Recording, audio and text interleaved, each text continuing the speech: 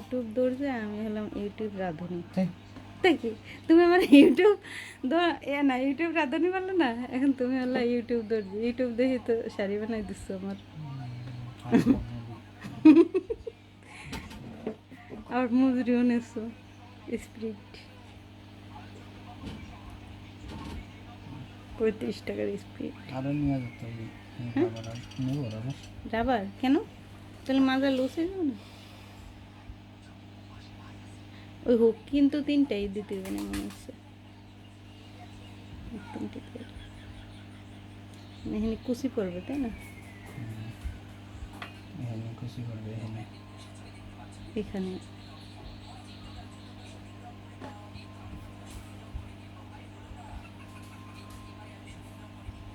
Tiny দিতে হবে আবার একটু না, এটা আবার একটু কুচি করবে।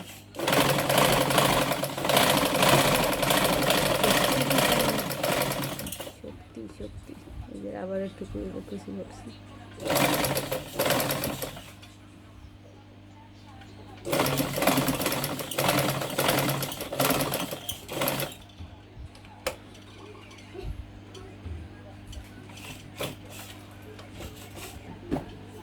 একটা সেলাই কমপ্লিট, এটার সাথে পরে শাড়ি লাগাই দিলে হয়ে যাবে রেডি শাড়ি।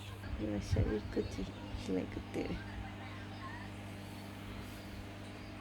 ওই যে ওরকম স্টাইল দেবা কিন্তু, এই যে এখান দিয়ে এরকম করা যায়। কুচিগুলোতে পিন লাগাই, হিজাব পিন লাগালে নড়বে না।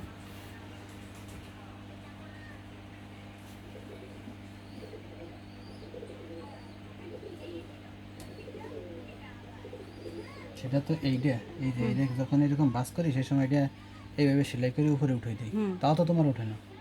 উঠাই দেবো, উঠাই দেবা। আমি তো উঠাই দিই, ওরকম স্টাইল রাখবা। সেলাইতে তো উঠানো আছে। তুমি যে 5 ইঞ্চি ওই 5 ইঞ্চি ওই পাশ দিয়ে মানে এখানে একটা রাবার পেঁচে ওই পাশ দিয়ে সেলাই দিয়ে দিতে পারতে না, ভিতর দিয়ে হয় না এরকম সিস্টেম? কথাবার্তা ইউটিউব ধরছে। এটা হচ্ছে শাড়ি পরে, শাড়ি পরার জিনিস আলাদা আর সেলাই করে জিনিসটা আলাদা। আমি হলো জোল রাখছি হলো 36 না 38 আমার জোল রাখছি 38, যে যেরকম লং রাখে আমার লং 38।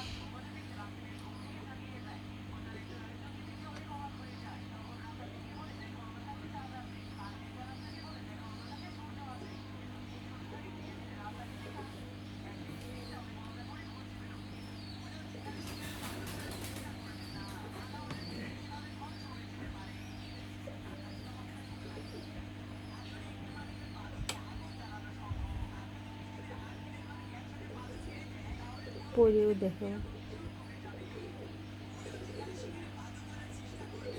চেহারাটা কেমন না, শুধু শাড়ি পরে দেখো।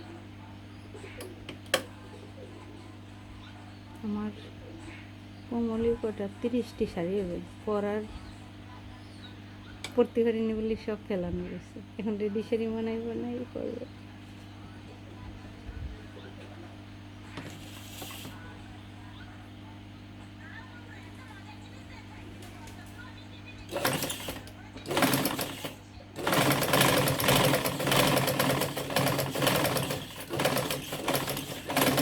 তো বানানোর যোগ্য নাই,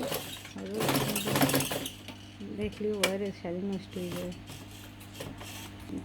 যাবে না।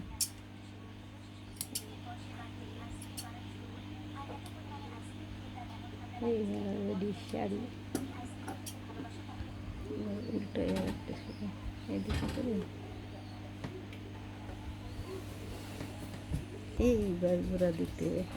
এইবার ওই সেলাই করে রাখার আবার লাগাই দিতে হবে। মনে হচ্ছে আমার ফোনের জায়গায় এখনই শেষ হয়ে যাবে, ভিডিও অ্যাড করতে পারতাম এখন।